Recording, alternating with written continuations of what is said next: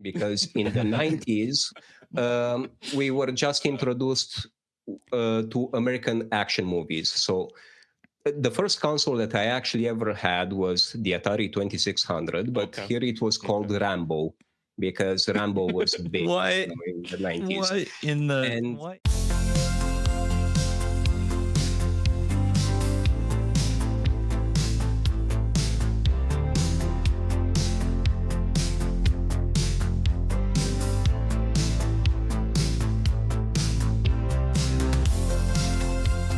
So, where did I leave off? Yeah, with the closet over here.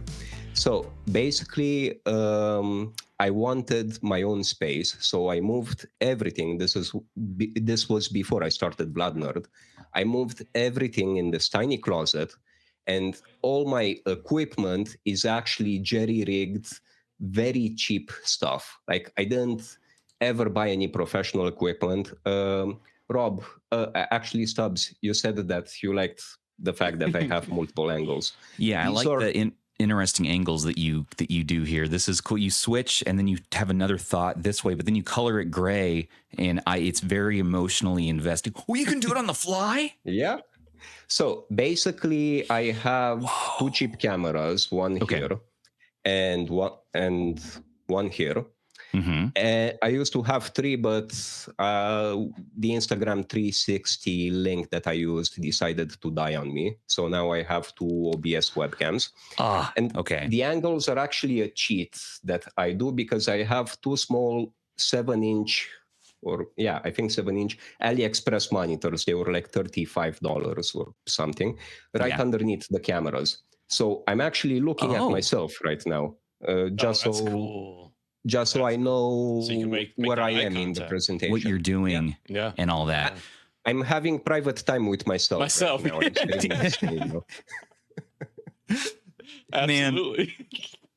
Air out some thoughts to yourself. Why not? And I also have another camera here. This is my... What are you doing over there? Like, what do you have? What do you, when you're not doing handheld reviews, like, what else are you using that room for? And be honest. What did you like to know, Stubbs? You don't want me to be honest with this. I can say I'm checking stocks. I think this is an acceptable PG-13 answer.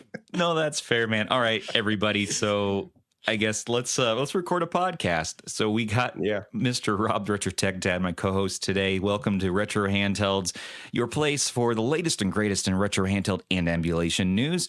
We are joined today in an offline fun interview episode with our new friend Vlad Nerd. Vlad, welcome. He's a Romanian YouTuber who has been doing this for about a year and change, right? Yeah, give or take. I think I started in January of 2024, something like this.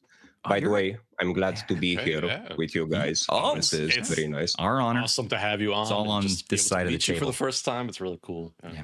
You're actually the first serious YouTubers that I'm talking with, actually talking with live.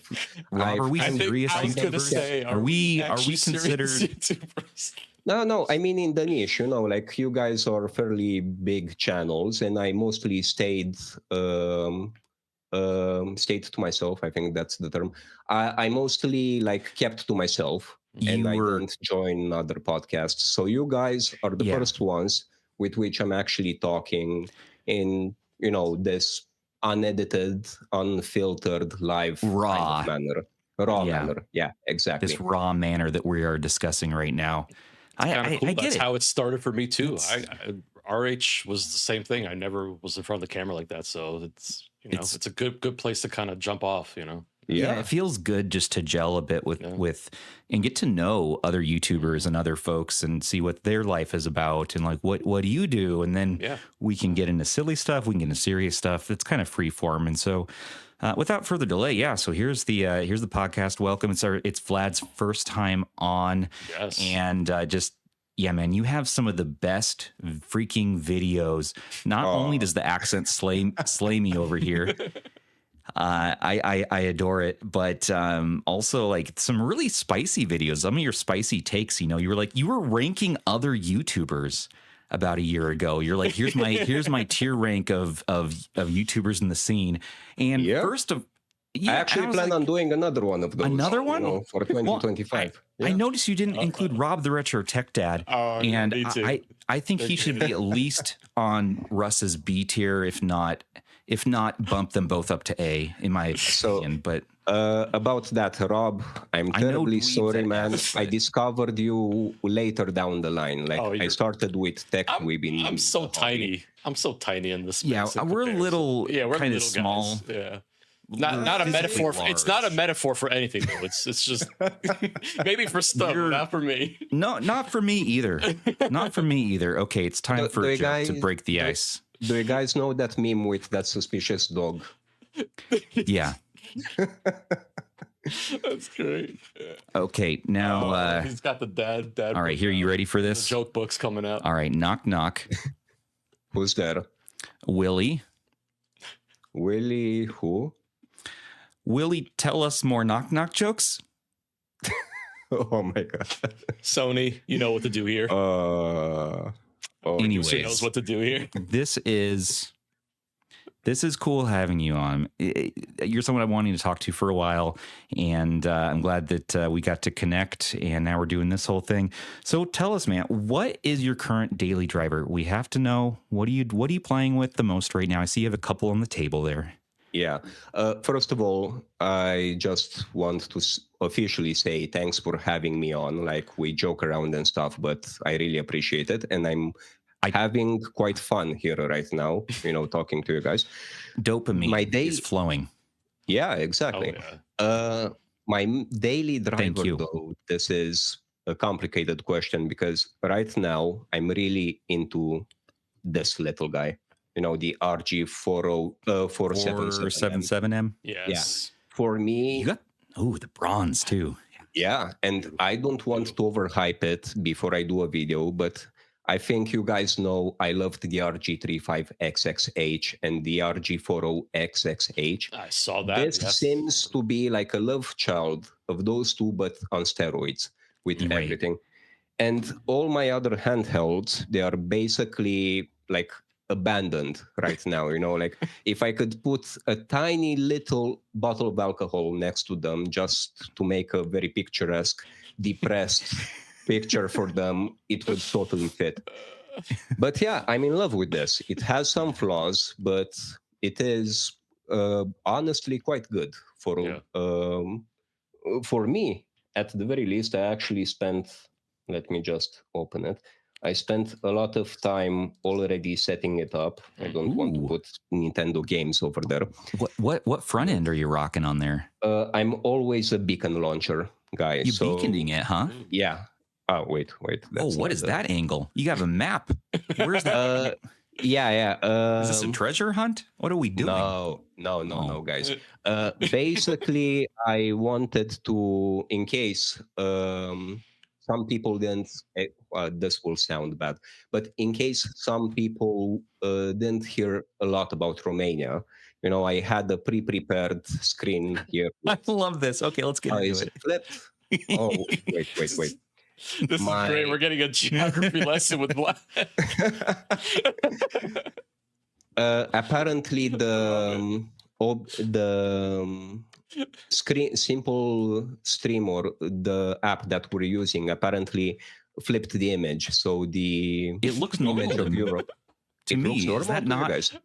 That's how they teach it to us in America. Yeah, they flip it. It's like Australia with the reverse toilet. We get the reversed geography, unfortunately, and we don't know really. And the only way to flip it is to use the owl call.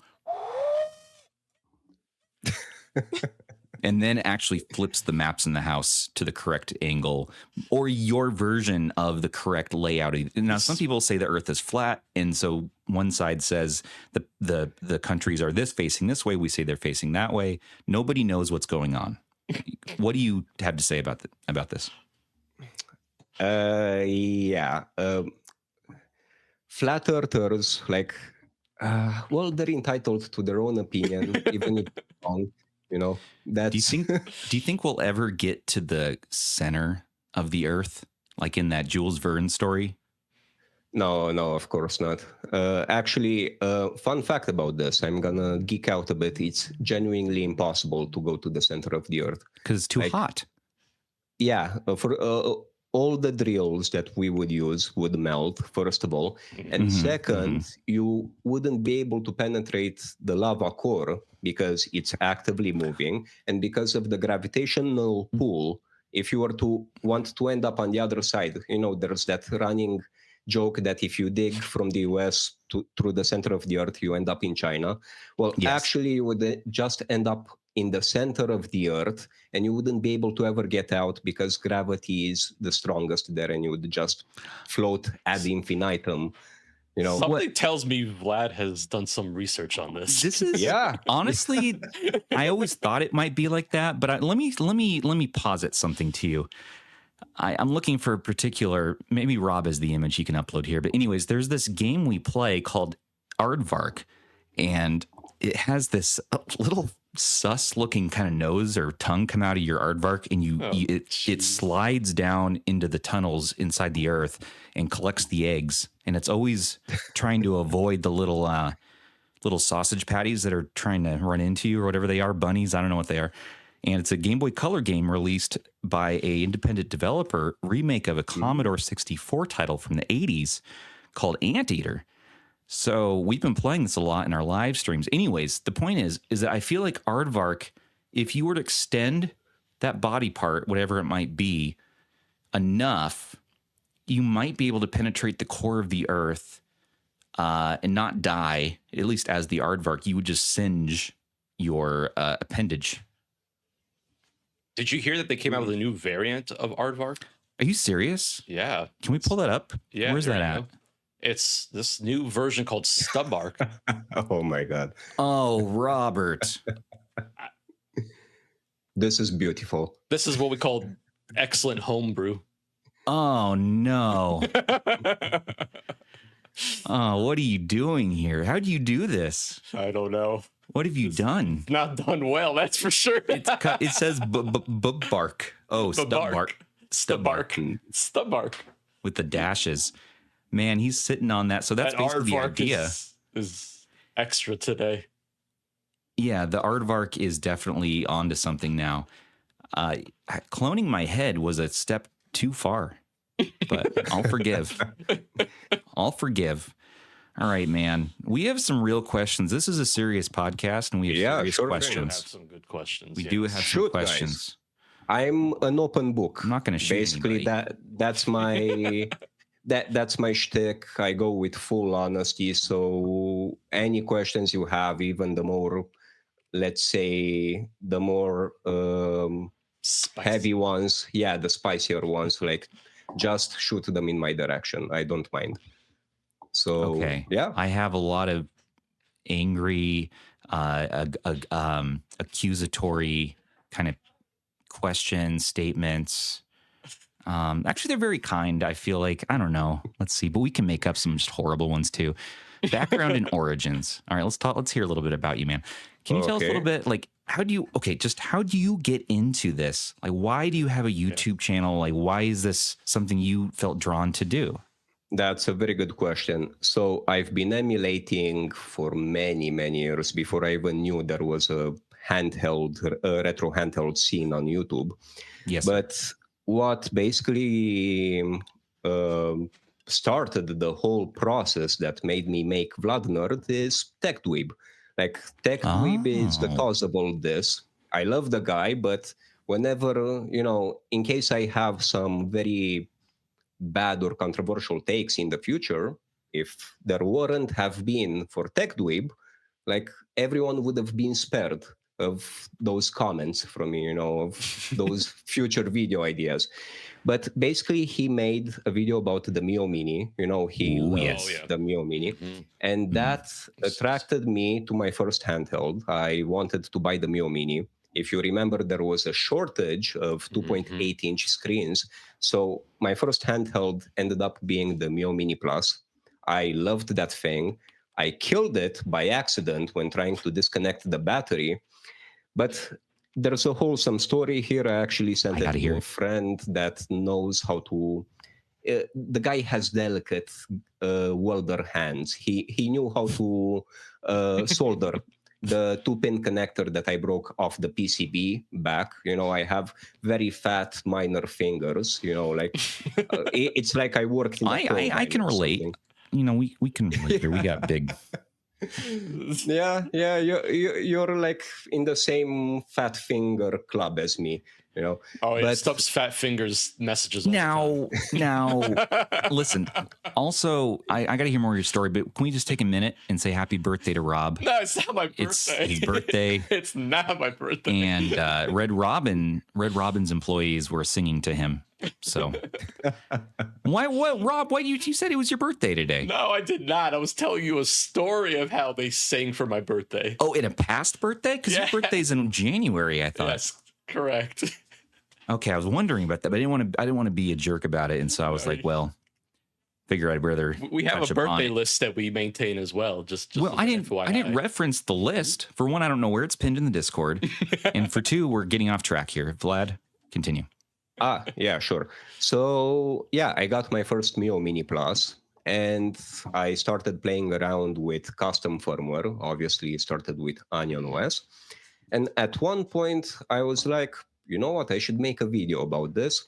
And initially, and still up until now, not only initially, I was very inspired by TechDweeb, because TechDweeb doesn't only make videos, like he's basically, like he injects so much freaking comedy, that I loved his content. Like he was my main YouTuber to watch, and still is, but at the beginning, it was mostly TechDweeb for me. Mm-hmm. And when I made VladNerd, I wanted to make something that was informative. That's why when I have time, I really jump into custom firmware and, software stuff. Lately, I've been more into hardware, into handhelds, but I do want to go back into custom firmware as well.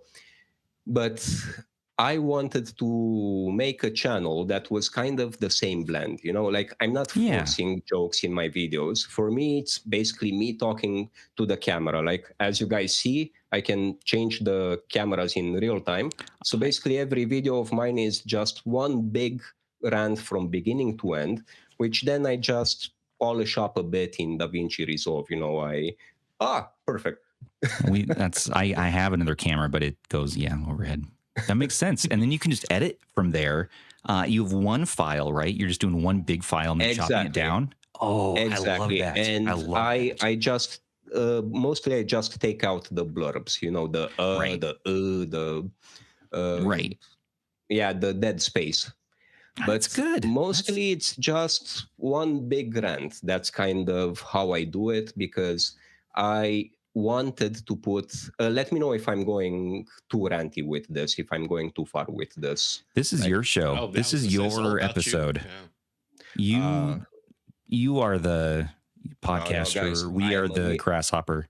I'm a mere guest here. I respect the rules of the host. The guest now. I am the one who guests. So just to come back to it, the purpose of me starting a channel was, if I am to talk about background motivation, it was pettiness. And this is like the God-honest answer I can give. Yeah, it's a spite channel. It's a spite channel. Yeah, more or less, because I feel, this is my personal take, I'm obviously subjective here, I feel like there's a number of good channels. You guys are super okay. I'm not talking about anyone here. We're not S tier, but we can do a solid B plus. You're no TechDweeb, but you're okay. We're all right. Well, I know that Dweeb, he is one of the goats. Him, dude, Russ, like. You had Scott the Waz though in your list, which I thought was interesting, because I haven't seen him too much in the retro scene. It was not in the retro handheld scene. No, he isn't. He's in the retro game sphere, but kind of in the retro games. He's not in the retro handheld sphere. But the guy is a genius. Like I love his humor. I love how he presents things, and just to go back to what I wanted to say, like there's a number of good channels. You guys are in that list of good channels as well. But then there's a sea of what I would call sketchy car salesman channels. You know, the guys that take the biggest piece of poop handheld and they think, how can I spin this so that people buy it? And I just hated that, you know. What if some of these people are on the same channel, though? What if you have some mixture? What if, like, you have one guy in the channel who's just wild and wacky, has a producer named Gary, and they say one thing, and you have another guy in the channel who might just sort of be like a little different, maybe needs a little help in some different ways. No, I appreciate different personalities. I appreciate quirkiness. Like that, that was never something that I was bothered by. You know, the weirder the presenter, the better. But there's some channels that really want to make that background revenue at the price of their content. Yeah, I know.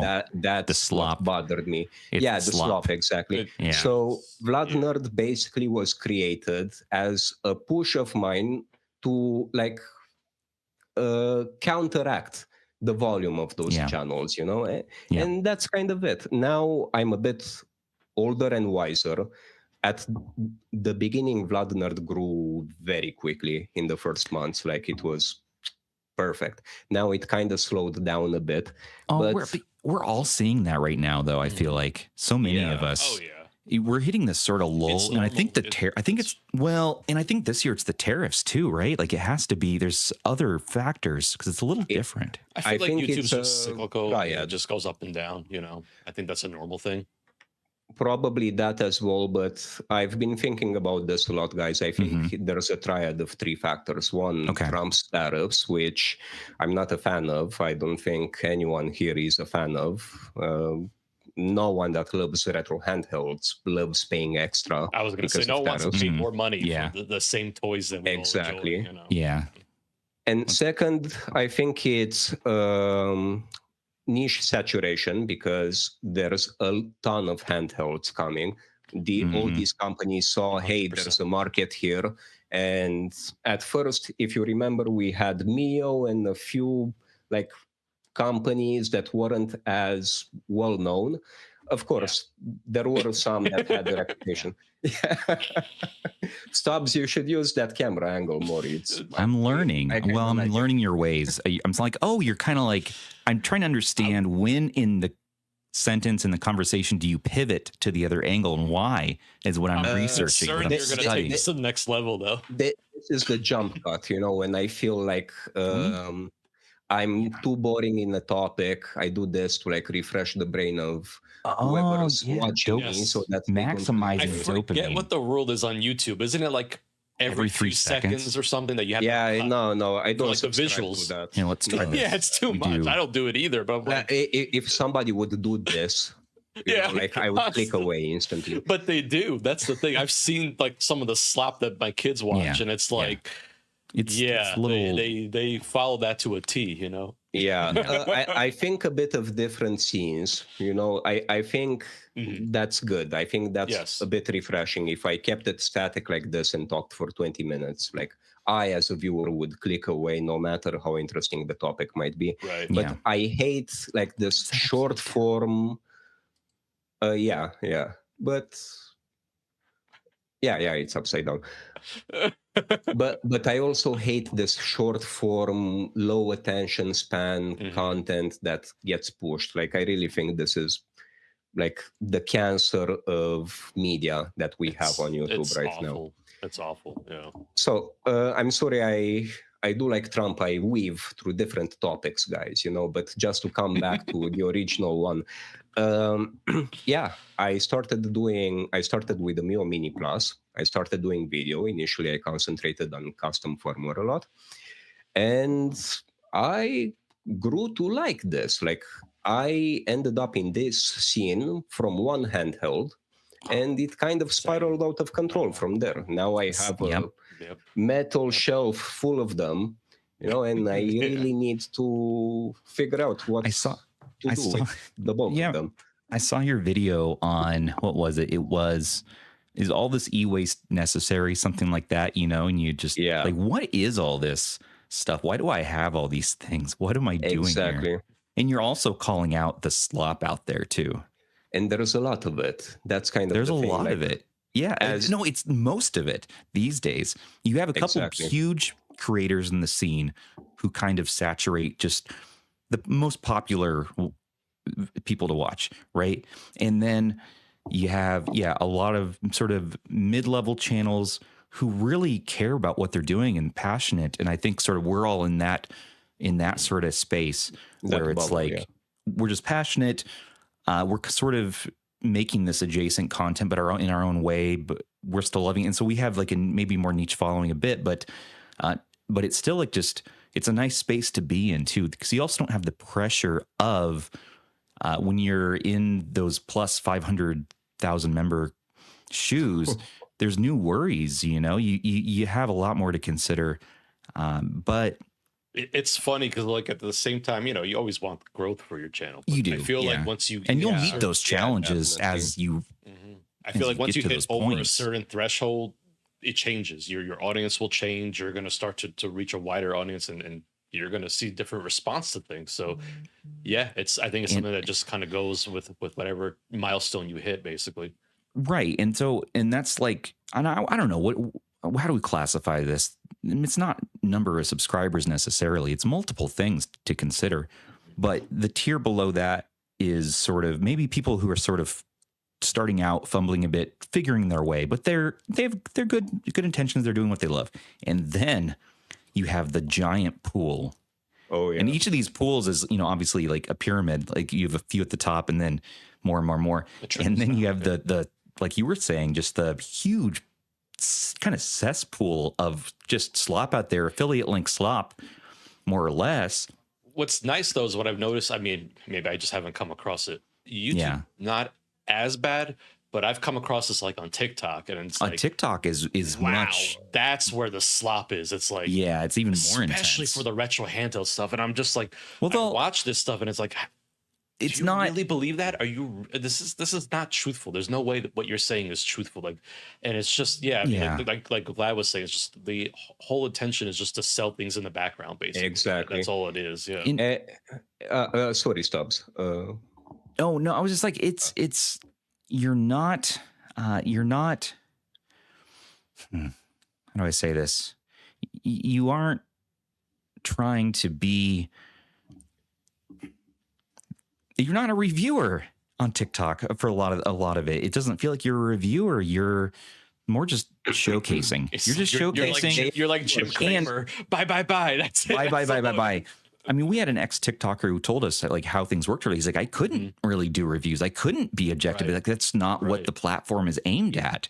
And so it's awful. You're getting these units. They're paying you in TikTok dollars. Like, hey, you can buy this much on our TikTok shop. They'll give you an allotment, and then you go try to sell those things. And now on this side of the fence, like, we're all, I believe you probably also have some sort of affiliate system. Like, we're all generating because that's what supports us and what helps keeps us going. But you do your best ethically to not rep a handheld. For one, it's a bad deal that might have too many issues to recommend. The rest are sort of a gray area of like, you might like this. We're saying we don't recommend or we don't like it, but you might, and here's why you might, here's why you not. And then you have, just the complete, like, hey, this is a R36S. We know it's $35 to buy one of those, $40. They're selling it for $150 to $200. Same thing. They might have some marketing spin on it. Some name they've named it. I've seen that crap on Facebook come up. The retro game Speedster or whatever, X1 SS XXX. Those are awful. Those are just awful. Like when you see the markup ones where they slap their own branding on it. I'm like, hey, that's a Pow Kitty handle. I know what that is. I've seen that before. It's hype, and so you ethically walk that line. You like try to figure out, like, as a creator, how do you display what you love, what your passionate things are, without going down that slop rabbit hole. And so I'm happy to see you are calling these channels out, and that's something you commonly do, and it's cool to see. A lot of us might not think it's a brave thing to do. Sorry, I'm dying. Continue. Don't die until we finish this recording stuff.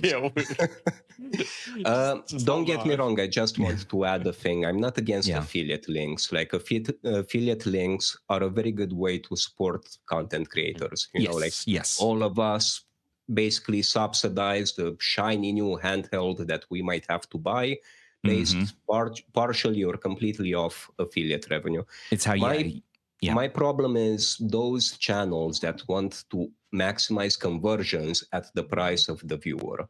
That's kind of the thing where they know in their mind that this handheld they're doing a video on, that it's mediocre, but they're like thinking beforehand, how can I spin this so I make sales? Like that, in my opinion, that shouldn't be the point. Of course, you make sales, you make affiliate revenue, but this should be a side effect of being as much as possible objective or like balanced in how you view that handheld. If it's bad, balance. Us as creators should call it out. If it's good, we should be in awe over it. Like, for example, I'm going to make the video on the RG477M soon, and I love this one so much that I'm convinced some people will call me a shill. Even though Amberneck doesn't send me handhelds anymore, I've been on the naughty list for a while. Did you burn the bridge? You said something mean or what? You know, I have a lot of videos in the past criticizing the poop out of Amberneck, and but at one point, do though. I mean, we love them much. Sometimes. They drive us crazy other times, and you're fair, like, what? Fair, but I think I've been put on the naughty list because at one point they sent me 2 handhelds. What were they? I think I forget the RG34XX I received from them. And then I got ghosted, and I was like, okay, no problem. You know, everyone moves on. Let bygones be bygones. But that just reinforced my idea that I wouldn't try to like sweeten the content just to attract companies. If I get a review device to review, that's good. You know, that's awesome. It means I'm less poor, because I wouldn't have to like take last pennies out of my pocket to like pre-order something that comes ahead. But the whole shtick with my channel is that basically companies are taking a gamble with me. It might be a good review. If they know it's a bad handheld, I'm gonna, point out the flaws. And I think companies, I'm not bad-mouthing Amberneck or Bretroid or any other company, but in general, I think companies love basically creators that make hidden commercials, the ones that just promote their stuff irregardless, and those are the ones that receive from sponsorships to review units of expensive stuff and blah, blah, blah. I'm not upset at any channel, that might walk the line between these two, because now that the channel grew a bit, I'm a bit older and wiser than before. I know there's a back end, with email exchanges. Rob and loves the back end. And I hate it. I think that's all you, Stubbs. But I understand the logistics of having a channel. So yeah, you have to keep relationships with companies. That's also a thing. But the one thing, just to make things full circle, the one thing that made me start VladNerd was the fact that I saw a lot of channels like not being balanced with this. You still have to be honest. You still have to showcase the thing with both positives and negatives.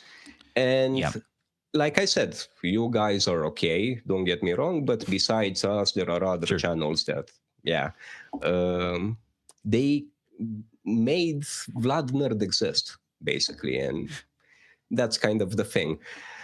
I think that that spite or whatever it is, pettiness, it grinds your gears, and that's a motivator. It's a real motivator, and it'll push you. It'll push you and drive you, and you can go and create stuff. I know I've had the energy be in the past too about particular things like, well, we need to make a correction here. What's the best way to fix this? or to even call out the issue without calling out the issue, we'll just make a video showing, this or that or why. And as a influencer, it's like, oh yeah, you forget. And you just go and do it. And it's cool to see.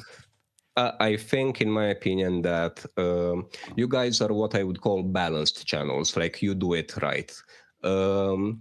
I think I'm more balanced than I was when I was a smaller channel, because now I'm more like what I like. This is my thought pattern now. What I like might be something totally opposite to what somebody else likes. Like, I'm really into 4x3. That's the hardest thing. I mean, when you're reviewing anything, it needs to be objective and balance it. Like, you might very difficult. Yeah, I deal with that too, where it's like, hey man, I love.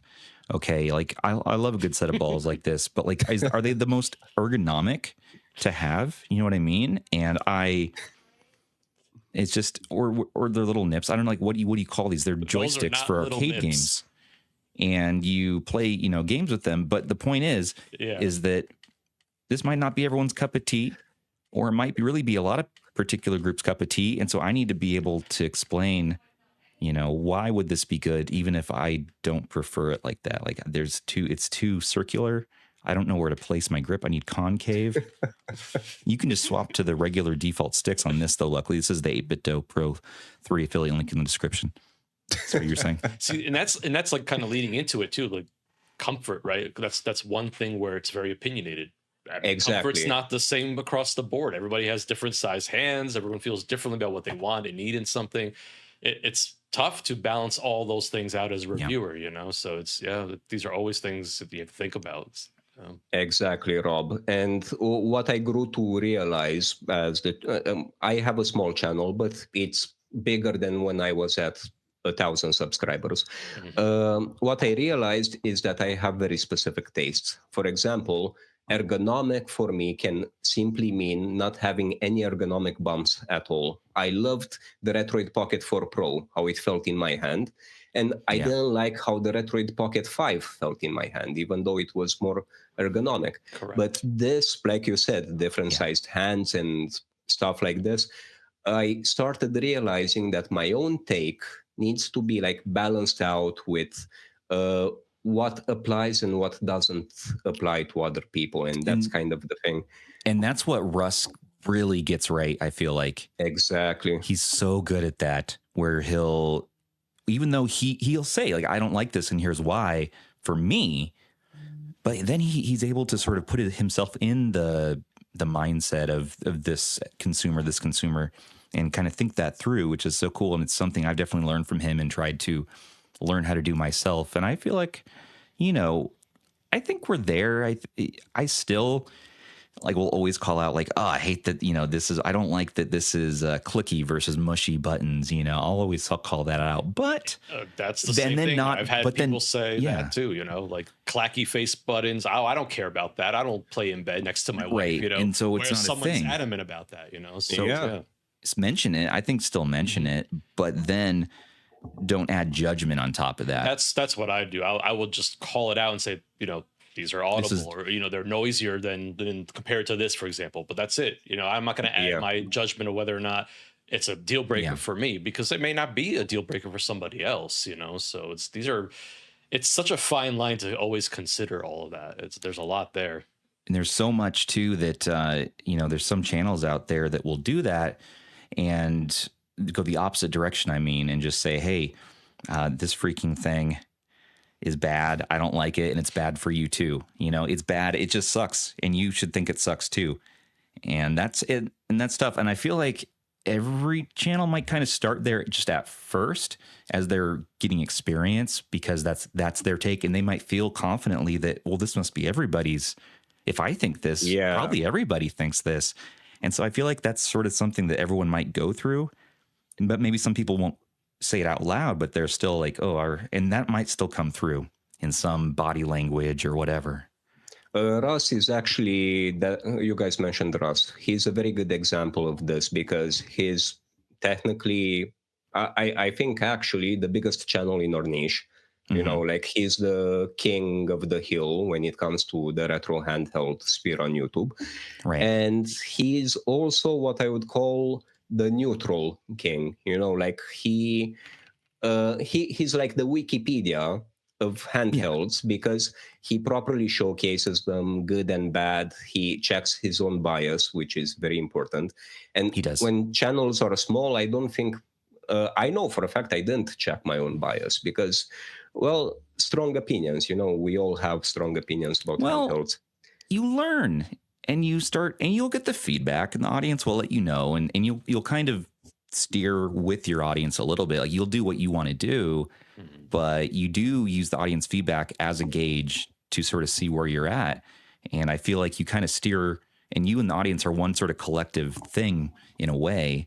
And they'll get to know you better. You get to know them. You can kind of like let your hair loose, let your hair down a little bit. And well, not specifically your hair, because you don't have any right now, but oh no. So I'm just gonna look at this picture of Rob. That was a couple seasons back. We're celebrating 5 years of RH, and this is one of my all-time favorite moments. So happy birthday, guys. 5 years. That's awesome. Happy birthday to Rob. Yeah, I actually passed 3 years for my channel on YouTube last month. Nice. So, I mean, I can't believe it's been 3 years. That's real. We've had you on the fast pod hosting. This is our third season of shows together. Yeah, 2, which is nuts. Yeah, and man, there were ups and downs. There were some crazy guests. There were some like other. New additions to the show, which added different things, and it just got kind of nuts there. And then we met our friends, and it ended. And now we're at current day where it's kind of like focused on a different sort of idea here.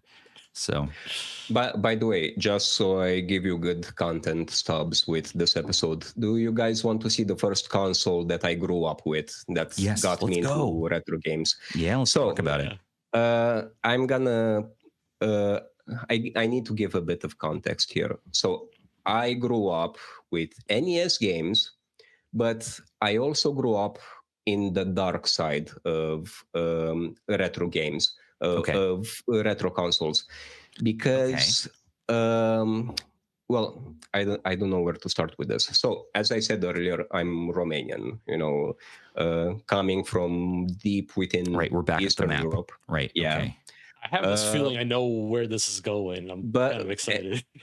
And the thing about Eastern Europe is, socialism fell with the Iron Curtain in the 90s and all that good stuff at the beginning of the 90s. Right. So this entire region was super poor. We didn't have foreign companies, foreign brands. There was no way to buy Nintendo consoles, for example, but we got flooded with bootlegs, with Chinese bootleg consoles.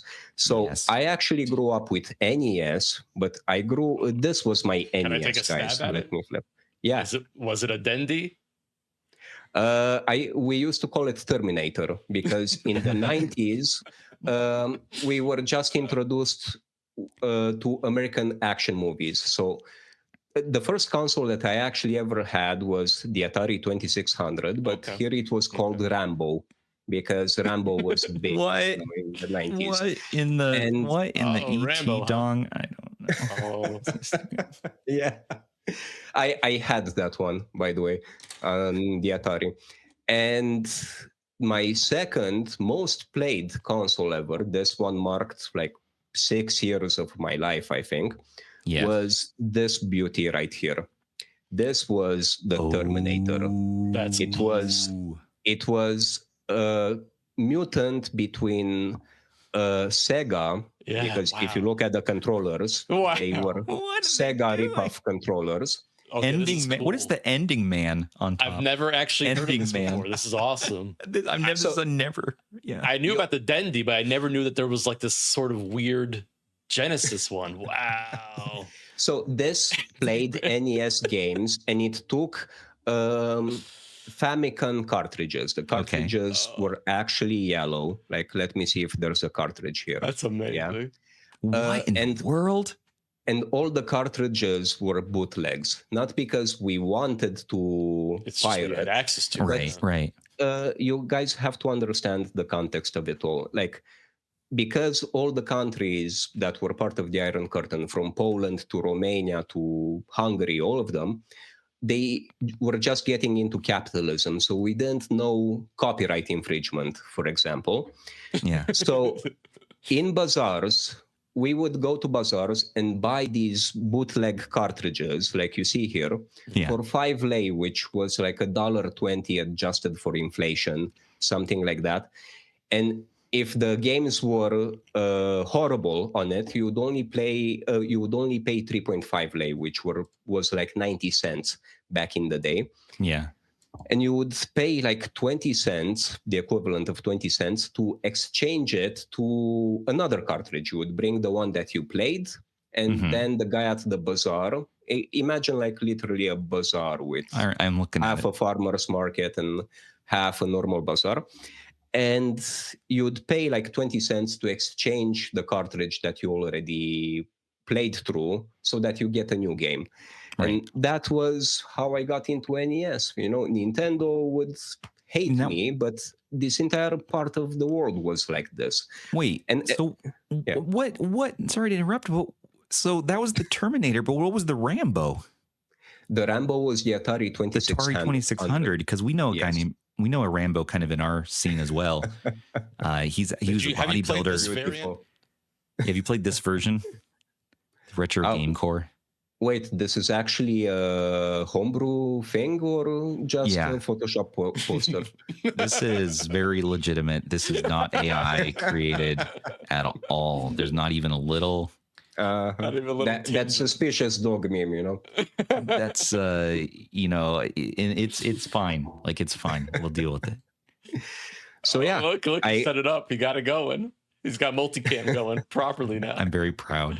Just don't bring attention to it. I don't want to be scared away.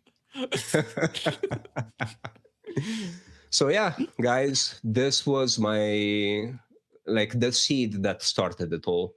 I played so many things on this, from Adventure Island, of course, Contra. The controllers would break so easily. Like, they were the cheapest, plasticky, low-priced things that you could imagine. The controller was like $1.50 to buy, like immensely cheap. And I would go through controllers like once every week or 2 weeks. It was crazy. So this is how I got introduced to most NES games that we know now. Kind of funny when you think about it. It's almost similar to what we do now. We play our legally acquired games on unlicensed hardware. Same kind of concept, you know. By the way, do you guys know of the guy from Italy that went through that scandal? Yeah, what's that all about? Yeah, we what's he doing? Podcast, Italy being Italy. Is he pirating problems? Unfortunately, I went down that rabbit hole. Unfortunately, Italy had a law. Get this, the law was from 1941. From the time when Italy was actually fascist with their regime, not a democracy. The fastest. And that law was still there in their legislative body. I think it was a tiny amendment in the Constitution. I might be mistaken with this. But basically, it was a criminal thing to have pirated content and to promote pirated content. So basically, from what I understood, he got into trouble because these companies are selling pre-bundled games with the handhelds, and he inadvertently promoted that. And Italy is very sensitive when it comes to piracy. Thankfully, most of the EU is fragmented, so each member state has their own laws with this. But yeah, Italy has no chill whatsoever when it comes to stuff like this. It seems like it really grinds their gears, and you know, what a bunch of silly gooses. You know what I mean? Come on. What are they doing? Like, what are they really doing? I mean, what are they accomplishing here? Who are they fighting for? War, what is it good for? And it's actually crazy because it's not like Italy doesn't have any other problems, and this was the next one on the list. And not only that, there's also the idea, like, I'm gonna end this rant very soon, but if they were so bothered about pirated content, they should have gone after the companies, not after some random guy on 100%. YouTube showcasing toys. 100%. Because all of these are essentially toys. And that was a crazy thing. Everybody freaked out. I guess everybody did. Freaked out a bit. We talked about it. Oh, yeah. We're like, what the hell? But I mean, from what we saw, anyways, you dig deep and it's like the dude made some poor choices as well along the way. That he sold them and he didn't declare that activity on his company or something. Yeah, but he would call out. I think the problem was that he would call out that there were ROMs on. That they were. I know that Monto did a good segment on it. He covered it. He went into the whole rabbit hole of it too. He kind of looked into it. Everything was he's really good video on it. Yeah, Monto's he's good at that. Vlad, we need to go to Romania, though, and get some pictures with you. You guys are invited. If you guys come here, free beer is on the house. Yes. Get terminated for myself. You can actually still find them, by the way. Yeah, I bet. Castles? Castles exist, yes. Yeah, but they are not important. Like, castles are like big abandoned buildings for the most part, and there's like 3 castles in Romania that got a lot of marketing. Do you have the map of Romania? Yeah, or of the castles? Either both actually would be great. Yeah, just a second. ADHD is strong in me. In me as well. That's why I jump from one topic to another. I think that's why we're so off the rails right now, but it's it's the best time, and I love this. Please, let's not stop. Well, I think these make for the best conversations, when we jump into what we want to talk and we laugh, and anyone watching this might be along for the ride and might enjoy it. Oh. Goodbye, Stubbs. I guess it's just you and me. I agree with you, though. I think he's messing around with it too much. He's getting that multicam thing going too much. What'd you do? You end your stream by accident? I pushed the wrong button. I'm so sorry. I wanted to hear the rest of the sentence. So, Stubbs, how many cameras do you have, man? I counted 4 so far, all right?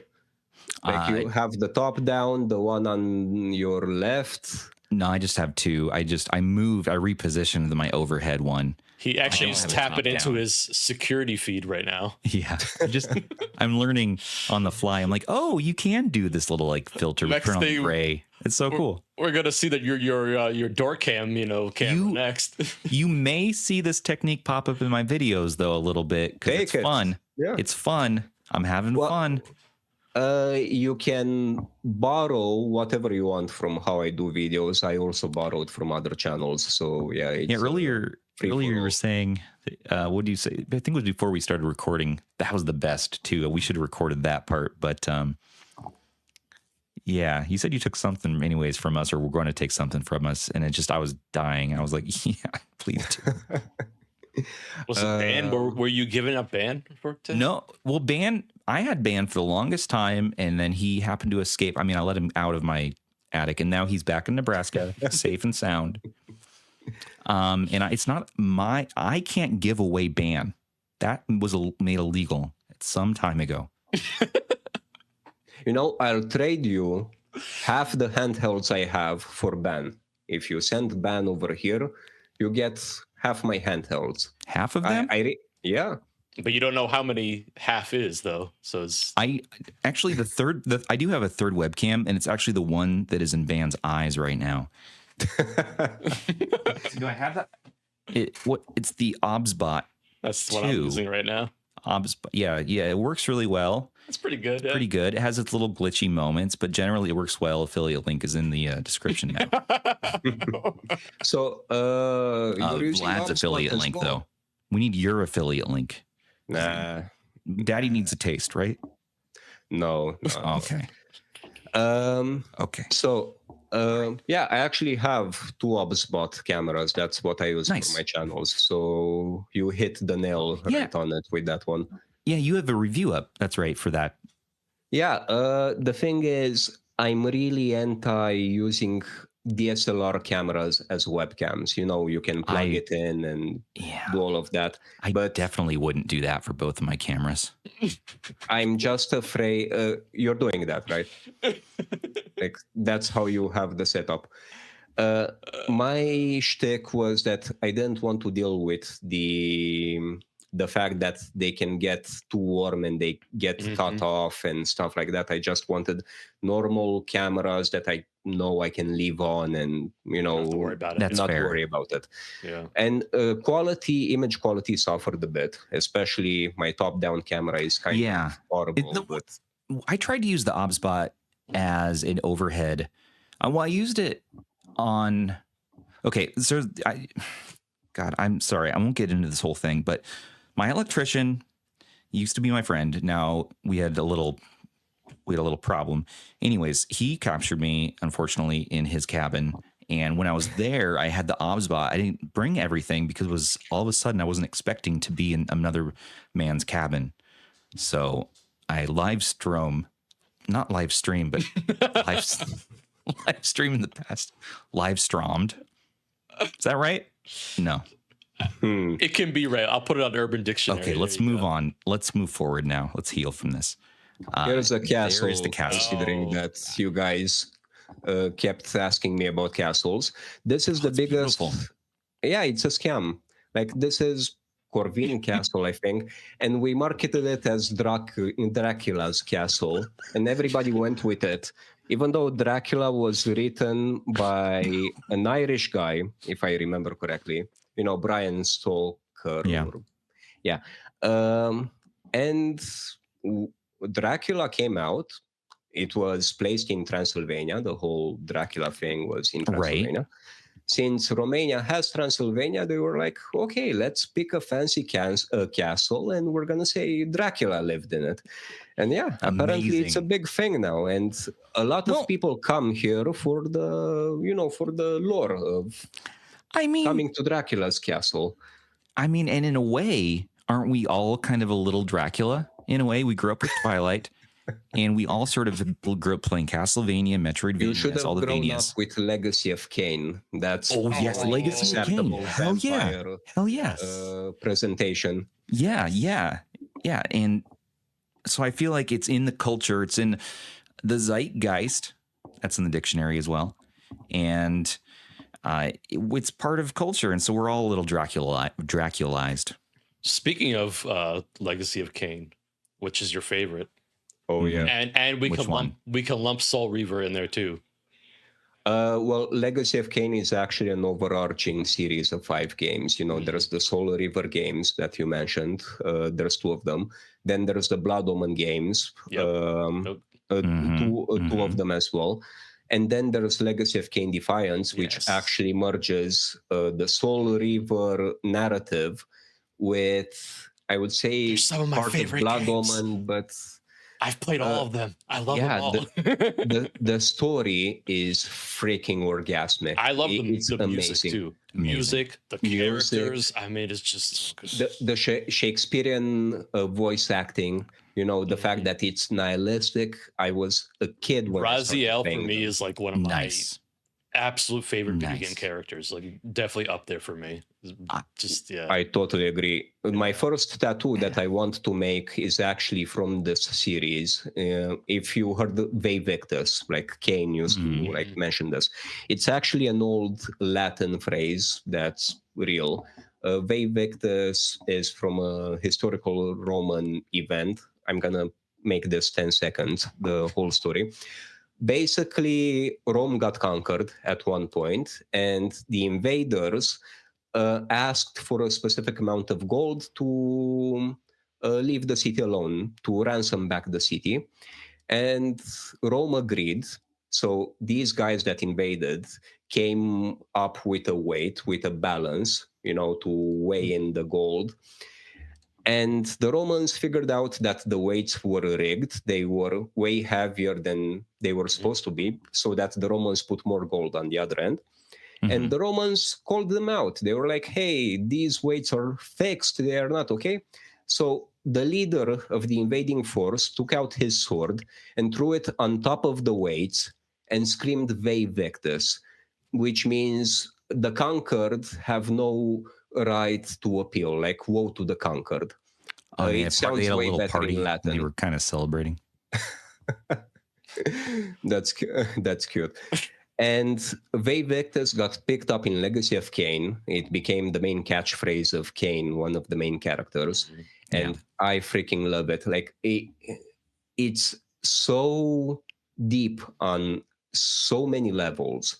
You know, it's actually one of the phrases that motivates me a lot. You know, like I bet as content creators, you guys also feel burnout every now and then. Oh, for sure. And when I feel that I need to get off my backside and do something, you know, like this phrase just reminds me that it's so easy to just not do anything.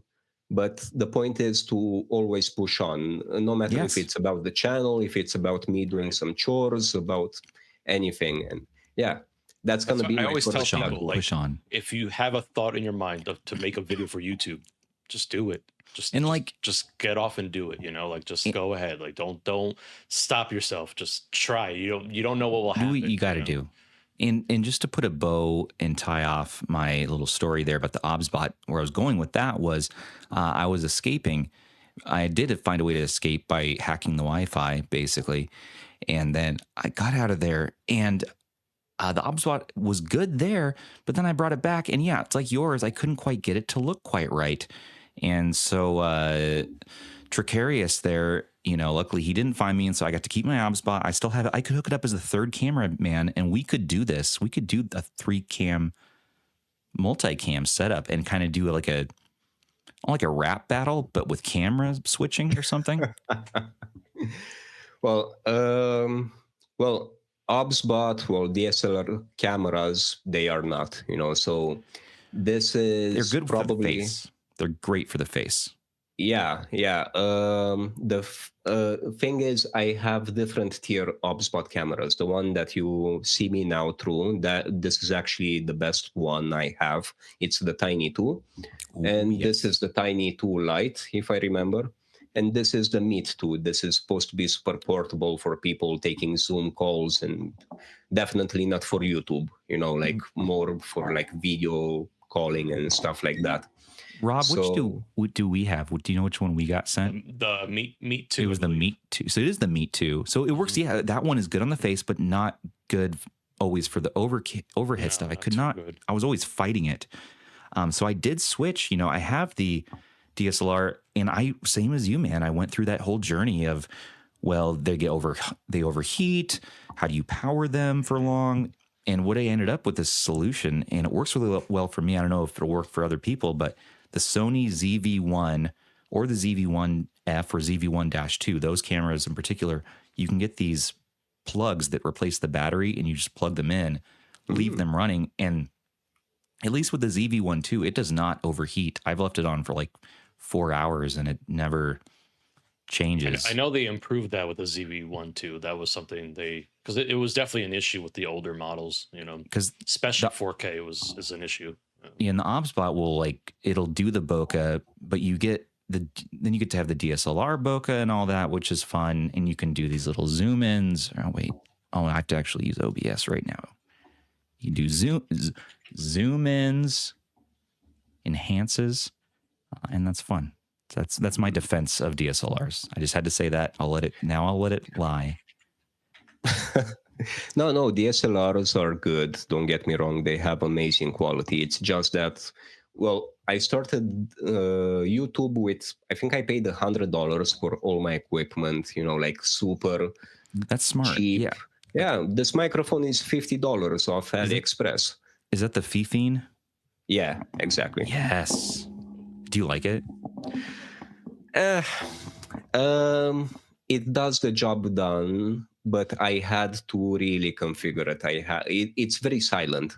at the beginning. So you really have to play with the settings. I had to learn how to use things like gain and to do some background noise canceling. I think it's turned off for this video right here, right now. But yeah, it's kind of a compromise, but definitely not the best. It was the first microphone that I saw that was dynamic and cheap. Yeah, so, you're so ahead of the game. I think after a year of our channel, I don't know, I was probably using like a Logitech Brio, like an early model, and which actually worked pretty well. It worked pretty well. So I remember I changed my mic. It looks good, sounds good to me. After like, I want to say like 8 months into YouTube. So, you know, experimenting with it. Well, and plus when you start out, you're like, am I going to do this long term? I don't know. Should I be investing in the top end gear right out the gate? Right. No. To be honest, play guitar, you buy a Squire before a Fender. I still see it as a hobby. Like most of the revenue that comes in, I just subsidize handhelds. Like most for example, the Iron Tor, like that I have to pay out of pocket, and most of the higher end ones, like they quickly stack up. But I see it as a hobby. Like I don't imagine myself making a career out of this simply because I think that when it becomes a career, it stops being fun. You know, like there's that overarching thing when it's your serious 9-to-5 job. I think you don't have a ton of fun at the same time. And yeah. By the way, here's more castles from Romania for you guys. Let's look at castles. I mean, I always joke and say, like, if I wasn't doing YouTube, I'd still be doing the same exact things I'm doing. So yeah, I agree. Keeping it as a hobby is a very important thing. Like, I love YouTube. I relate to you. Especially... sorry, Stubbs, continue. No, I was just going to say... he's here for the castles. I'm here for the castles. Hit your point. But I want to know your guys' favorite castle in a video game. Like, which video game has the best castles featured? Ooh. Oh, that's kind of an interesting... I like that. This is a very nice one from Romania, by the way, guys. Very fancy. Ooh. I love that. That's not a Dracula castle. No, this is highly influenced from part of Romania was under Austro-Hungary for quite a bit of time, and there's a lot of influences from there, especially when it comes to castles and stuff like this. Like this looks very German. Influencers? Yeah, they were the first ones. Wow. And they look pretty fancy for what they are. You know, that's Mario 64. No, it's not quite Peach's castle. The yard looks similar, the courtyard. Yeah, that's when you got that zoomed out shot. And yeah, Dracula's castle with a nice little sunset. Well, what about? I mean, that is fair. That is a castle. Mario, you think Mario 64 when you first start the game. Yeah, I mean, let me ask you this. Stubbs? It's one of them. It's the first one that came to mind, in fact. But interesting. Castlevania second for some reason. But here's the thing: is that in lore, don't they tell us that there was Vlad the Impaler, and that he was real and he was always impaling people? No, that guy is actually real. We call him Vlad Țepeș. He was a former hard ruler of Romania. So he was Dracula. He was the original. Dracula. He got associated with Dracula, but again, that's like an overlap Romania did for marketing. He was actually the guy ruled part of Romania. Romania was split into 3 provinces in the 1800s, and is that his castle though? Is that his castle? No, he didn't even live there. Oh yeah, come on, Romania, come on, marketing man, you know.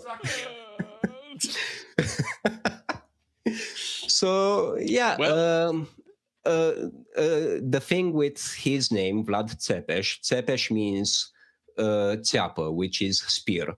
So what this guy used to do and became prevalent with this, and Dracula kind of got inspired by this, is that we used to be invaded by the Turks, by the Ottoman Empire.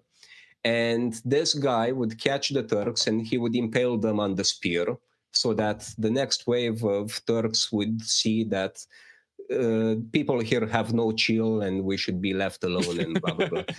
And this kind of got sipped into the folklore, and Dracula got inspired by this guy. Wait a second, I'm going to pull up a picture of him. You know, there's some. I'm thinking about games where castles are present, and there's a lot of games where castles are used. You know, I mean, this guy, Wolfenstein's the one that comes to mind. Oh, this is so interesting. I love this kind of stuff. Just the history. Stubbs loves the lore. He loves. I love the lore so much. He's here for the lore. Yeah, praise the lore. When it comes to castles in games, I'm gonna have to pull out Legacy of Kain again. I'm sorry, guys, but is this based on? Is Legacy of Kain basically based on Vlad the Impaler's story?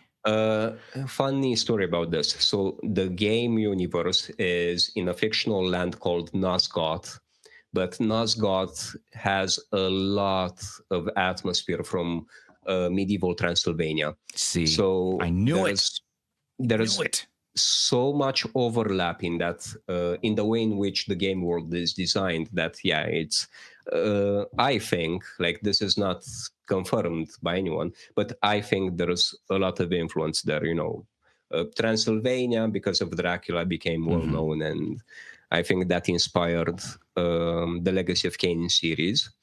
But not in the first one. The 1996 Blood Omen was made by a company called Silicon Knights. That is kind of different than the rest of the series. But Soul River 1 and 2, for example, they have this gothic style to it. Yeah. And there's a lot of overlap from what I see from that universe and European castles. But what's your favorite, though? What's your favorite game with the castle? Legacy of Kain Defiance, 100%. What's your favorite game in the series? Is it Defiance? Actually, no. I would say, this is a tough one. Either Soul River 2 or Soul River 1, because I'm very story-based. I don't look at the graphics or the gameplay being clunky. Soul River 1 is super clunky. Yeah. It got remade now, but the controls were horrible, but the story was beautiful. It was the beginning story arc of Raziel. Yes. Against Kain. Yes. I really hope whoever is watching this, I really hope people start playing the Legacy of Kain series. It's the most epic, underrated series. I can't believe that the series just died. It doesn't even make any sense to me that it just died. It's died? It's for sure. Like they're never. Well, I mean, that I don't know, but I'm just saying it's been dormant. It's been dormant. They just released something. I hope the remaster will inspire some interest in them maybe potentially bringing it back. I love the first one, the overhead view. Who owns the rights to the Legacy of Kain series? Is it the same studio? Well, let me think. Crystal Knights was bought by it's Square, right? Square Enix. Yeah, but they got sold to some other guys now. Okay, I'm trying to remember because this was back. Who was the original publishers for the Legacy Silicon Knights before? Silicon Knights in 1996 released Blood Omen 1. But they lost the rights to Crystal Dynamics. Correct. In court battle, if I remember correctly. And after that, Crystal Dynamics made the rest of the games up until Defiance in 2003. Yeah. Then there were two attempts to bring the series back. There was Legacy of Kain Dead Son, which was and there was a sequel to Defiance, which got canceled mid-development.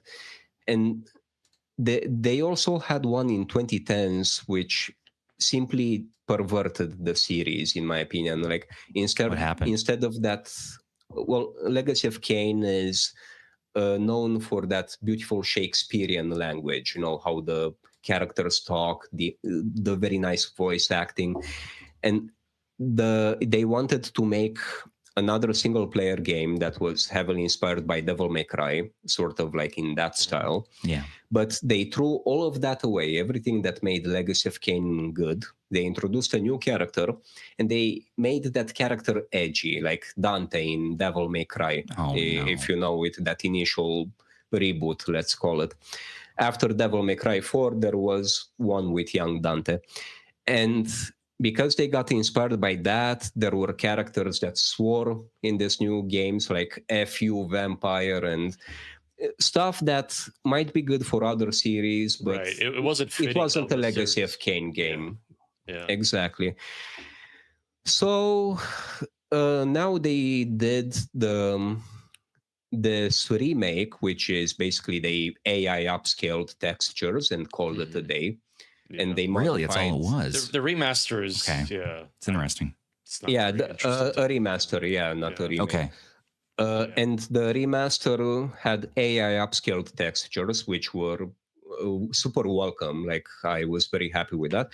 And they put skyboxes in so that you could move the camera around, like in a more modern game, because the original Soul River had a fixed camera. You could go left, right, forward, and backward, but you couldn't really look up. I mean, you could, but it was super clunky, so they put skyboxes. There was a number of games like that on the PS1, especially, right? Yeah, where they had like nightmare creatures was kind of clunky in that way, right? And in that period, I think they were discovering what good controls are. For example, Tomb Raider, the last revelation, the tank controls. The PS2 generation, that whole era was when they finally started to really refine the concepts, what they learned in the prior generation. You know. Even going back to some PS2 games, I'm like, some of these controls are clunky, but then you had some games that actually nailed it, and I think that's what we finally started to see it for, like PS3 and Xbox 360. It just came to that refinement that we wanted, you know. So, and not much has changed since that generation, basically, unfortunately. No, I don't think so. Yeah, it's PS2 tough. Was a good generation. It was a time of a lot of experimentation. There were a lot of castles in that generation too. We saw a lot more. We saw Castlevania, Castlevanias, 3D Castlevanias, what we were having, which were huge. And Rob, what is your favorite castle game? I don't know. I was thinking about some, because I'm like, that's why I was Return to Castle Wolfenstein is a good one. You know, I'm just trying to think of just a bunch of them. It's probably one of the Castlevanias would have a good one. Oh man. Wolfenstein is like up there, top of the chart, top of the pile. I have roamed with Castle Wolfenstein many times. You ever played that Noah's Ark 3D? No. Has fruit. That's all you. Has animals from the Ark, and there's fruit, and you're throwing fruit at them or something with your little. Was it one of the first mod hacks or something? They released. I'm gonna send you a list of some good games, okay? I like Aardvark. Yeah. I'm sorry, guys. I can't do this. I've been depressed ever since they took my my dumpster away. In the arms of the angel, take me far from here. The arms of an angel. And I haven't been able to focus ever since. I'm on this current journey of upgrading my PC. Why? Because I want the ultimate streaming box, and to ultimately. I don't know. I have a sickness, but when I'm at the end of the journey, and we're able to really get the best of the best of the best going here, we can stream through like Moonlight, and Moonlight is essential if you're a werewolf. If you're Dracula, you come out at night. Oh my God. And it's not a coincidence that those things are related. It's not a coincidence. By the way, it's good that you mentioned Moonlight. I'm curious, what is your guys' stance on localized game streaming? I'm not talking about GeForce Now or Boosteroid. I'm talking about getting a mini PC and just streaming the things onto your handhelds, for example. Yeah. I think this is such a good hack, especially compared to local x86 game emulation. I think this is the answer, to be honest. Just stream your games, get a super cheap mini PC, doesn't have to be expensive, and instead of killing the battery with x86 emulation, inside your LAN network, you can literally, like, what's the word that I'm looking for? It's like you liberate games into any device. And it's so low latency that I never feel the latency. It's getting so good, and that's why I felt confident. But we don't need all graphics cards and PSUs and processors and all that. All we need is maybe, okay, can you dig this? All right, maybe you just need a Triku mini PC or any mini PC, but this is the one I have. And then you have this box, Batacera box, streaming box, and you're just streaming to that. But you can play in your living room TV. And you have this whole cool streaming setup. I love it. Artemis, freaking Apollo, Moonlight, Sunshine. That's my combo. Apollo and Artemis. Incredible. And so I'm moving towards, like you're saying, like these lower powered devices. I'm streaming to the handhelds, like ARM-based laptops. But that means I feel like I want to beef up my main rig now. And so, like, I just want one PC and then some client devices that we stream to. And why do we need powerful x86 handhelds as much, Is it? And there's the argument to be made that most of games that people play on Windows, they aren't state-of-the-art. They aren't the newest. So a lot of people, me included, I get away with a tiny mini PC with Ryzen 780, 7840 SoC in it, which has an integrated Radeon iGPU, but it's more than enough for like most stuff, up to Rise of the Tomb Raider. And that thing, what's important to me is that in idle, it consumes 5 freaking watts. Meaning I can leave it on 24/7 like a true cloud gaming PC that's personalized only for me. And I don't have to worry about a huge electricity bill, for example. Like a very old light bulb, if you guys remember I'm not sure if you had the same light bulbs in the 90s, but we had 100 watt round light bulbs. Oh yeah, the incandescent. Compared to that, but one of those bulbs consumed as much as 20 of these mini PCs in idle. Damn, those bulbs. It's amazing to me because, I mean, even when we talk about the x86 handhelds, when you cap the power, let's say to 15 watts, that means that you have some LED bulbs out there that consume more energy than the entirety of that handheld. So it's just remarkable to me what you can get away with just in terms of even x86 power. But yeah, I mean, I could go on and on about that all day. Yeah, exactly. And sorry, Stubbs, continue. Stubbs is missing. Again? He's always missing. It's just, he comes in and out of our lives. I'm sorry, guys. No, I was just saying that speaking X8, it's like I'm considering, I'm trying out a low powered, the Z2 Go, Legion Go is the cheapest option, open box, all that, like $500. Okay. And it's on the lower end now, but it's still a beast. You can pump it up to 40 watts TDP. Okay. But mainly if I were just to stream to this, I could eke out a lot of the battery life, drop it to like 5 watts. And then we'd be having a retro stew going, guys. Be eating good. Well, yeah, you can do that, but why spend that much even, right? You can just do your Android and your Linux. I get that. Yeah, you can get a very cheap handheld, for example, even a Linux one that you flash a custom firmware that has Moonlight integrated, like I'm thinking Momoa OS, and then you go to town. But the thing, I used to have a Steam Deck, and what I realized with having a Steam Deck is that I always played battery management. Any of these x86 administrator in the background, and I always adjusted the TDP and stuff like that to maximize the battery. And with the combination with a mini PC and Sunshine, Moonlight, or Artemis or Apollo, you don't have to ever worry about that, because streaming low latency video is like a potato workload for most devices. It's amazing. And the battery lasts a ridiculous amount in this way. Like the G Cloud was a kind of a revolution, it ushered in, and then you're having the absolute handhelds. And honestly, lately the Mangmi Air X is an amazing, to me. Rob doesn't always agree with me on this one for streaming. Yeah, what are you doing there? iPad? The Astros, one of my favorite devices to stream to. I mean, that one is beautiful. That screen. Low cost, you have budget options, sub 1 millisecond decoding time.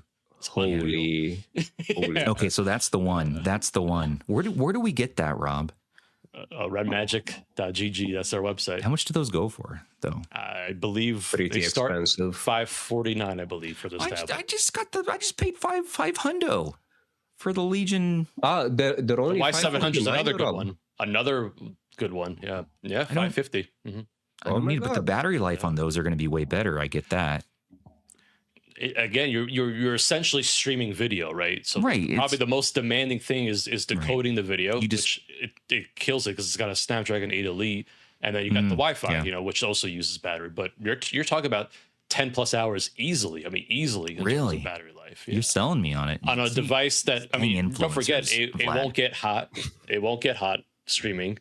You can pair it with any show me this telescopic control you like. Lightweight. I don't need screen. to hear this.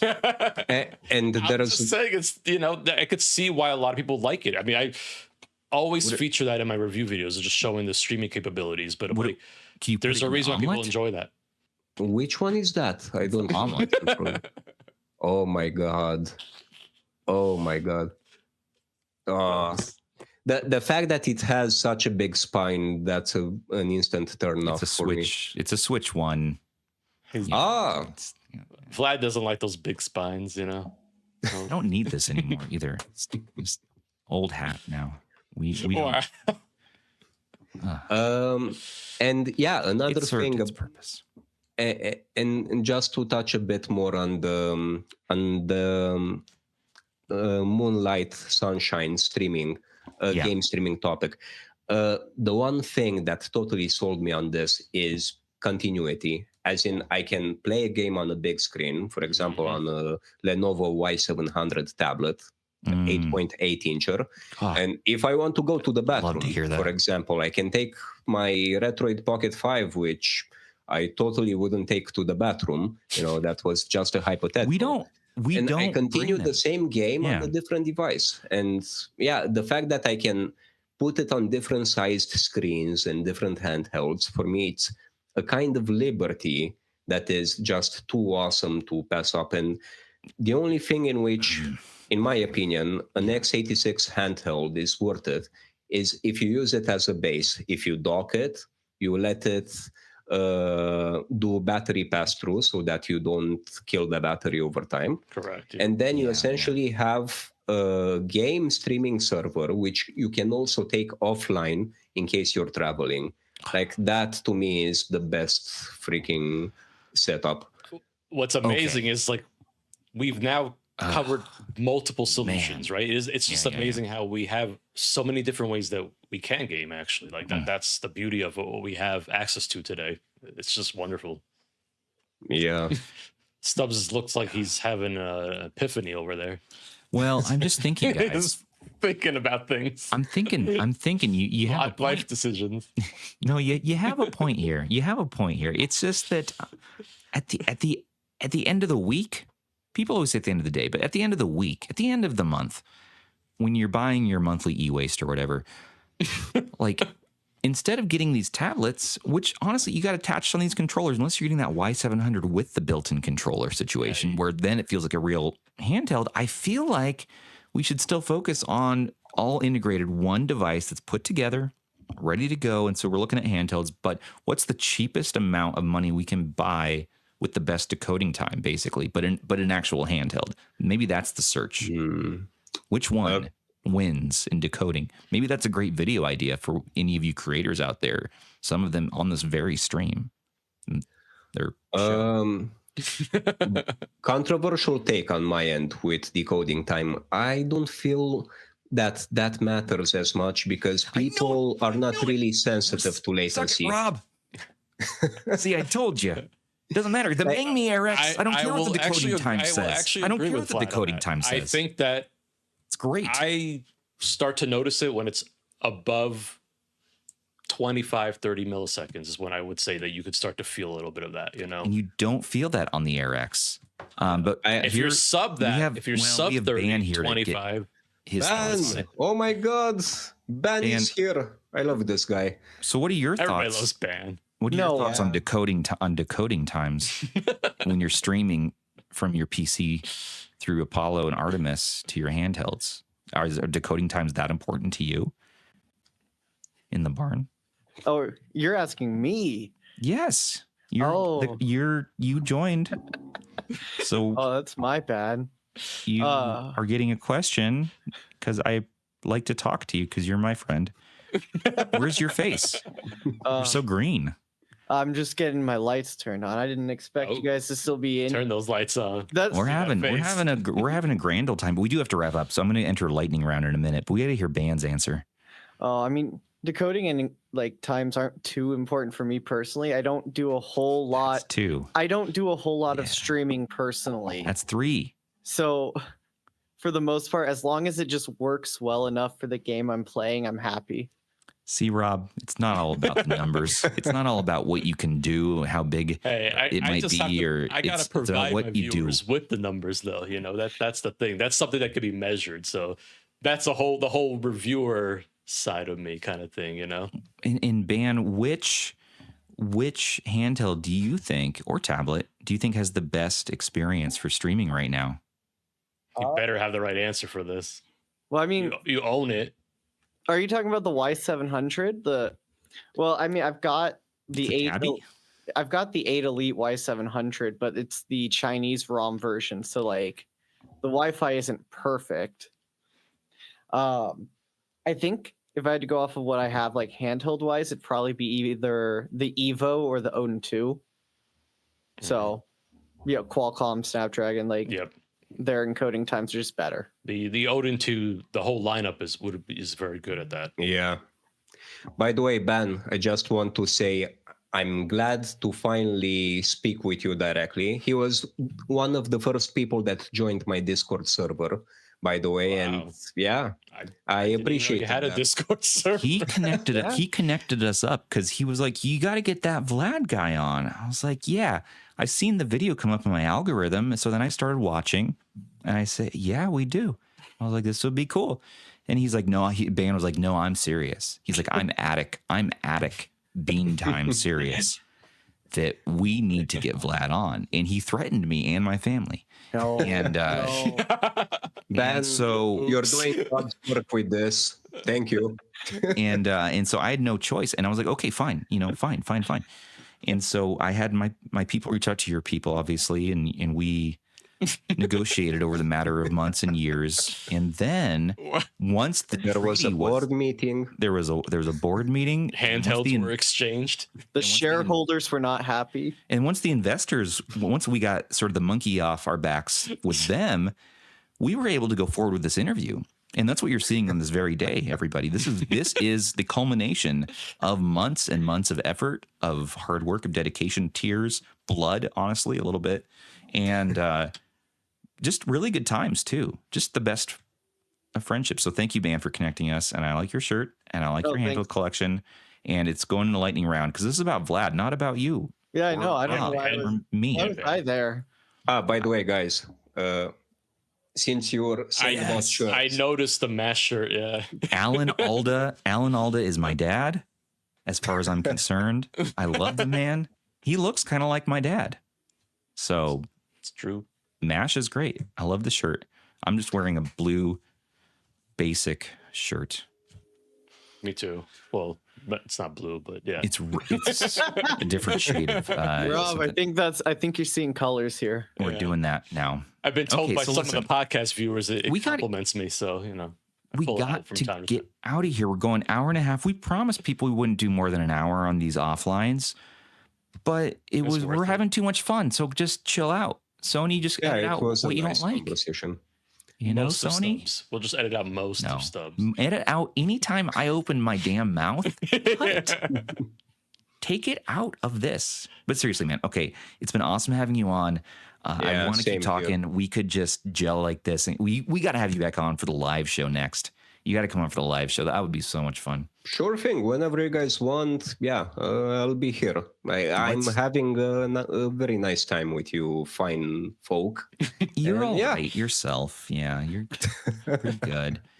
I would say be A tier. I'd say be A tier. Right You're still stuck on that. Well, TechDweeb got your S tier, and so I know none of us will be in your heart that much, I don't want to be. Like, that's his special place. By the way, he's good. In the future, don't put me in the same call with TechDweeb because I'll babble like an idiot. Like, I don't know why I think I would be very anxious talking to TechDweeb. He's like, in my head, he's like the Jason Momoa of like rock stardom, you know, and it's weird. I don't know why, but yeah, I have it up there in my head, like this. I've heard that he looks similar to rock star. Don't be fooled by the hands. I heard he's, Well, we all know that TechDweeb is actually a Russ. So have you not seen what Russ looks like? Look at this. Look at that. Look how ripped he is. He's so good. Makes sense. It all comes together. Have you actually taken a look at Band's dongle tower? Oh no. Oh my god. Of course. That's what Band's known for. So yeah, man. Band meets famous YouTuber. Here's my dongle tower. I am. So, guys, just to go back on topic a bit, what's the lightning round? Because I'm not sure I'm familiar with that. Well, so Ban brought this up. So recently we're celebrating the 5 years, and he was talking about how we used to just talk on the podcast, but actually what it was is we had talk lightning round for a number of years on this show. Back when we said, I've already used up like 3 of our 4. Oh, that was the 4th. YouTube's going to demonetize us. Oh, well, it's been a good run. But we had the lightning round, and basically it was a time to just quickly go through things and raw off the top of your head what grinds your gears or what makes you happy or whatever it is, like thinking. Quick questions, quick answers kind of thing. Quick questions, quick answers, lightning round. Bring it to present day. We're now going to bring that in. Otherwise, we're going to go for 4 or 5 more hours. So I feel we've got to do this for people because they have busy lives and they need to go back to making their pizzas or whatever they're doing right now. We love those people. But first question is, first game you ever beat? Ban or me? You. All you. That's all I'm pointing to you. I understand. Yeah. Oh, that's a tough one. I want to say Contra and that Terminator handheld that I showed you when I was a kid. And bear in mind, there were no save states. So I had to like literally run through it from beginning to end. So yeah, just as a reminder, in case people tuned in later, this is the NES clone that I started with. And I think it was Contra as far as I remember, but the real game that made an impression on me, I would have to say, was Max Payne 1 from 2001. I think. Really? Yeah. That was an awesome game. I love how the bullet time, you're leaping. Yeah. I love Max Payne just because I'm a New Yorker and that game resonated with me, just being able to go through the subway and like, yeah, Max Payne's good stuff. And the story is very wholesome, and very not dark at all. Yeah, it's just a typical day normal. In a New Yorker's life, The story starts out in a very happy place. It's nothing weird happens or bad or horrible. Yeah, not at all. Well, good. All right, next question. Emulation or original hardware? emulation. 100,000%. Original hardware is to be put on display by this point because it's too old to. It's a shame to just ruin it, And yeah, it must. Even PCBs have an age, and they're not meant to run forever. So emulation is the key to enjoy games while still preserving the hardware. It's a good way to go, man. It's a good way to go. I would agree with you for the most part. I think original hardware has its place sometimes, but honestly, what am I going to actually emulate or what am I going to play at the end of the day? It's going to be on an emulation handheld for sure. Yeah. Or tablet. You guys and your tablets are going to talk me into buying one. I don't need it. Don't need it. Okay, I'm not talking you to buy anything. Pizza or tacos? Pizza, because tacos aren't as popular here. We have Taco Bell now, but it's never caught on with me. Those aren't real tacos. Ozzy Osbourne really liked burritos in particular. One word that describes Vlad Nerd. Accent, I think. I think that's the main thing that stands out. That is the first. I didn't want to say that, but that was the first thought when I watched your content. That was first, and then we got to enjoying the content. I was actually very insecure about the accent at the beginning. Like, really? Yeah, it's awesome. Yeah, it's awesome. I have to give a bit of context, but as a foreigner, because English is my second language, my first one is obviously Romanian. There's this thing where you want to sound as American as possible, as native as possible. And you can learn the linguistics of English. You can learn how to speak in English. That's also correct grammatically, but it's very hard to master the accent. Like I can't do... I'm speaking in terms of a general umbrella term here, but doing an American accent, even if it might be Californian or an accent from New York or from Texas or whatever, is incredibly hard. I know. No, you can't. You've got to try.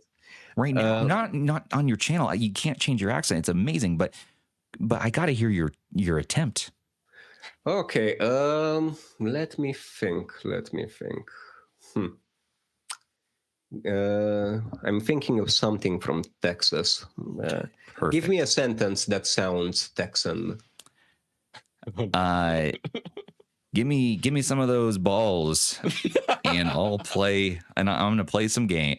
Give me some of them balls. I'm gonna play some games. Howdy, give me some of them balls. I want to play some games. You can't, like, the underlying tonality as a foreigner is the same. You can't really, like, you can't change the elasticity of the accent. Like, it's perfect. No, it's if you would have gone forward with that, you're now, it's like TechDweeb. You're committed to that voice now for the rest of time. It's his voice. But yeah, exactly. I actually got the biggest compliment in a comment with this. That was actually a hate comment, but I took it as the biggest compliment. A guy said, "I hate his fake accent. He must be American. He speaks English too well." And I was like, "Oh, that's so nice." It means my English is good. Yeah. Oh, wait, you think I speak English well? That's great. That's good news. It's amazing. You actually do speak English very well. You do, yeah, very well. You do, seriously, I grew up with English in parallel with Romanian, basically, because of the Terminator. No, I'm not sure if we still have time for me to go into this, but I'm gonna make it very short. We were flooded with American media in the 90s. There was a very aggressive cultural export that happened from the US into the former socialist states in Eastern Europe. Right. And I grew up with basically Cartoon Network. My mom saw The Young and the Restless in the 90s. I would watch Top Cat, Scooby-Doo, the Powerpuff Girls, Dexter's Laboratory, all that stuff that was in the 90s. And for a good number of years, they weren't dubbed in Romanian. Like, I think this was an intentional thing, so kids learn English. And yeah, it worked, because bear in mind, Romania had its revolution and became capitalist in December of 1989, but people had no idea about capitalism. Wasn't it that point. Was it part of Yugoslavia before? No, Yugoslavia was our neighbor. That's Serbia, okay. And okay. The Balkan countries from Croatia and Slovenia up until Montenegro, and I think Albania was part of it, but I'm not sure. Basically, it was a country that broke up into way more countries. But Romania, what was I talking about, guys? It's like 6 a.m. here. Oh yeah, you're good. So you were telling us, I think you're telling us about all the westernization in the 90s. Yeah. And even though I grew up with English, I basically consumed a ton of American media, like shows, cartoons, whatever. Yeah. The accent is and always was still there. Now, I had some friends that were able to mimic American or British accents very well. Nice. But for the most part, most people have this either Balkan-like or Eastern European-like accent. A lot of people think I'm Russian for this reason, and that really annoys the living hell out of me. But I can't blame people for it, because just like the American accent is an umbrella term for many accents, so is the Eastern European accent. That's why I'm like, an umbrella term. There's variances, yes, absolutely. All right, favorite butt rock band. Zoo is asking. Zoo wanted to know this one. Zoo. Yeah. So, favorite rock band? Butt rock, like early 2000s, like Creed, Nickelback, that genre. Static X, 100%. Static X. Yeah, but Static X. Ooh, yeah. Hell, that's a good answer. Yeah, they are technically, they call themselves evil disco, but they are evil basically disco. metal. It's so good. It is so good. I loved Static X. Good freaking. That's a good answer. That's a really good answer. Yeah. They went to Romania recently. I missed them like an idiot, but it is what it is. Edsel I'm pretty sure I was introduced to Static X because of a video game. I'm pretty sure it was in a Need for Speed Underground 1. Need for Speed. The only. There you go. It was Need for Speed. Yep. I was like, I'm thinking racing game, and I'm like, yep, that's it. That's the one. Yeah, you push it. No. It was the only, like, the one with I'm winning, you're losing, I'm falling, you're arrogant. Yes. Oh yeah. That's how the song started. I gotta listen. I gotta listen to Wisconsin Death Trip again. That's such a good album. Oh yeah, so good, man. Oh, you just unlocked some stuff. Hold on, I gotta process 1 second. Okay, I'm back. I'm good. That was a good answer. All right, next question. Okay, last question. The ultimate question. The ultimate question. What are you doing next? Like, what's coming next for your channel? What projects are you working on? I don't have plans. I have some things I need to review. There's a backlog of some stuff. Intrigue. Yeah. But in terms of growth and stuff, I'm really not thinking like that. I'm thinking more in terms of not having the channel die, because I'm still a quote-unquote YouTuber. And yeah, there's no point in making videos if nobody watches your videos. Right. But I don't think I know, like, that was like something you got to get over that hump. Video, you got to go over the hump of the sort of the slop channel. Yeah, and exactly. then you're not saying you have or ever have been, but like you get it out of that sea of vying for attention to where you're putting out, and you are putting out something special. It's just like, how do we get that in front of the most eyeballs possible? Well, I was gonna say, I mean, at the end of the day, like you said, it's a hobby for you. Do it because you enjoy it, but also do it at your pace and when you can do it. Exactly this. For example, yesterday I published a video, but before that I took a 20-day break because that's 20. I burned out. That's the truth. And because I burned out, I either had the choice of pushing it and faking it and like try to adopt a YouTube persona where I'm fake happy and fake enthusiastic. Right. Or I can just wait until my energy comes back, and that's where you should be, you know. And this is how I want to keep the channel. Like, if it makes enough money at one point so I can live off it, awesome. Then I'm gonna take it full time, you know, and I'm gonna. I want to put more time into it as it is because I feel like I've ignored the channel a bit lately. So I plan on really going into it, but I also want to, like, how should I put it? To still be at the hobby level. If I'm tired, I'm not going to make videos. If I'm burned out, I'm going to watch a show.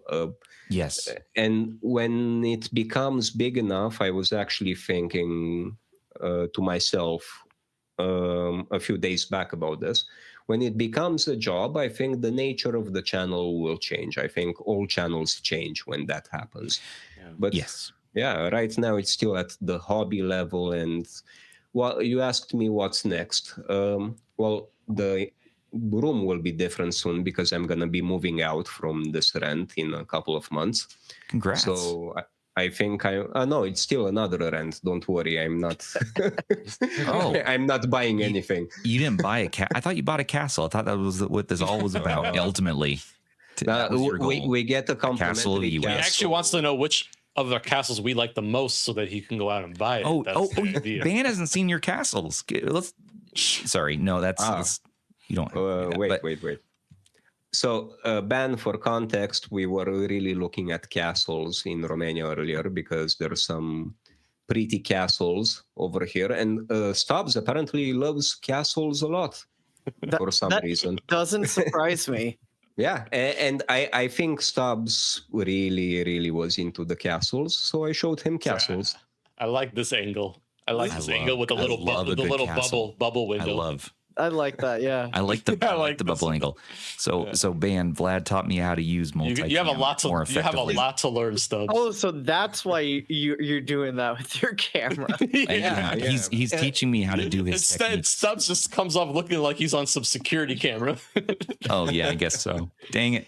How do we? This is my lazy way of not editing a lot. You know, I love it. It looks edited though. It looks edited. You got to do what works for you at the end of the day. That's how it goes. You know?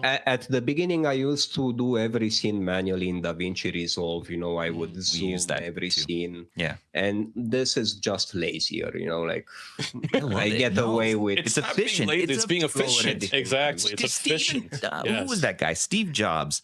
He was like, hire or promote the laziest people possible, because those are the ones that are going to be efficient, because they're going to do the minimum work possible to get the job done. And he was like, promote those people because they're going to come up with creative solutions, because they don't want to do the whole song and dance every time. Yeah. And I am the same way as that way of thinking, where it's like, I love live streaming. There's no editing. We record this, and we have Sony who helps us with all of our editing around here in Zoo. But even still, it's like, man, I just love hopping on the stream, getting with the people, and let's just talk like this. They're gonna hate us for these 2 hours of video. Oh yeah, way to reel it in, Stubbs. Oh yeah. What? Well, we had fun. Yeah. Sony's not going to try to make us speed up now. He can't do anything about that. Yeah, he can't drop those GIFs on us. No, well, it was actually a very nice vibe. I really liked chatting with you guys. Are there any more lightning round questions? I forgot the actual terminology. Yeah, it's just those were just our questions. They're done. Now we're over. Now we're. I would say your favorite handheld, but I'd rather the viewers go and watch his latest video. Why don't you go watch? Yeah, I'll give it away. He'll tell you all about it. Yeah, check it out. Oh, let's show the channel. Let's do that. So let me. Oh yeah, plug me. I love this.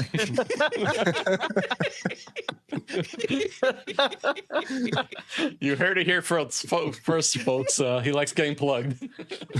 No, damn it. Give him okay, give him a break. Second language. No, give him a break. It's super early. No, that's real terminology. We totally use it all the time. I can't do it anymore. Okay, so let me just share the dang screen. Come on, Stubbs. I thought you were a professional. I'm a professional YouTuber, man. Come on now, you know. Not a podcaster though. You're a professional streamer. I've never. Yeah, Man, right. It is. I'm gonna make a video again. I'm gonna make a YouTube video one of these days. Okay, so here is VladNerd. Check him out. You are crossing almost 14,000 subscribers here. So, dude, I think you're already really kind of above growth. that point where That's you're good growth. Yeah, you have 14,000 people who want to see like what you're about. You know, you have pizza right there. I already knew that. I should have known the answer to your pizza taco question. Subscribe for a slice of Vlad pizza. That's because that was a trick question. It was a trick question. Good job, Rob. Rob wrote the questions today. So yeah, you got me. You got me. This is my neurotic corner of the internet where we obsess about retro handhelds, retro consoles, basically anything else that makes us taste that sweet, sweet dopamine. Yep. I dig that. And you can be found at youtube.com/at VladNerd. At VladNerd. One word. You have a Patreon. Join the Patreon. You have a Discord as well. And you have a subreddit? I got to see this. Yeah, it's basically, is it a subreddit or a username? No. It's a subreddit. Wow. It has very little activity. Well, you know what's smart about this? Because this will show up in Google results. When you put stuff on the Reddit, it will show up because Google loves to prioritize Reddit responses for things when people search stuff. I mean, when I search stuff, it's always like whatever it is, space Reddit. Okay, here's some opinions.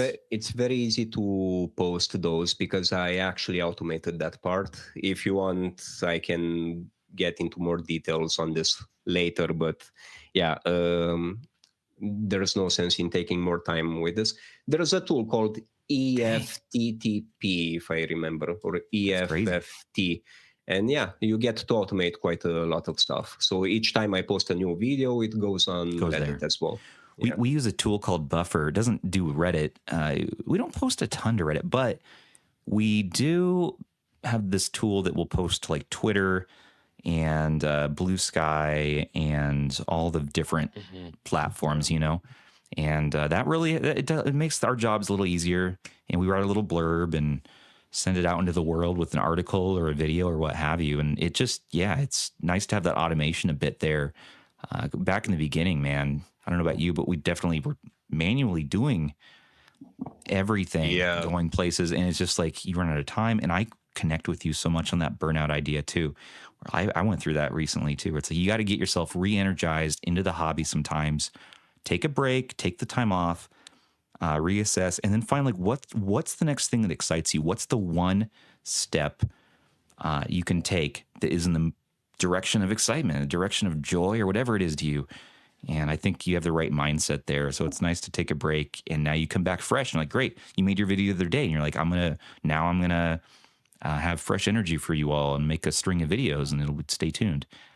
So stay tuned, everybody. Check out Vlad Nerd. It is awesome. He makes guides. He makes really cool rant videos, techie rants, tutorials, tips, stuff he likes, and just binge all those videos. So check him out. And thank you for joining us, sir. We're going to get out of here. Thank you very much for having me. You guys are awesome. And Ben, special little hi to you, you know. I think he joined my Discord when it was 50 people or something. Like, wow. Yeah, Ben will always have a special place in my heart. And to get a little roomy poo. Ben has a special place in all of our hearts. He does. That might be a disease, though. I don't know. Tiny lump. Yeah, it might be the gnomes getting into your brain, but we'll see. So, all right, let's get it seriously, though. We do need to leave right now. I have things. There's a lot of things.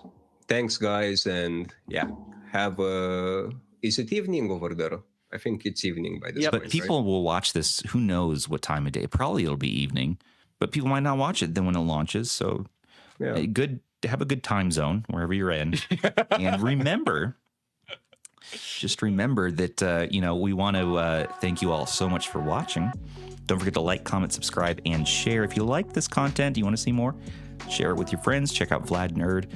And a special thanks to our channel members, our patrons, our subs, who make everything here possible for us. Perks with our each start for as little as, what is it, Ban?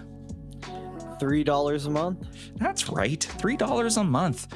And join us in that Discord where we will chat with you and we'll play some games. Game of the month's going on. We're about to switch things over, so just always check back on the Discord for the latest, greatest on that.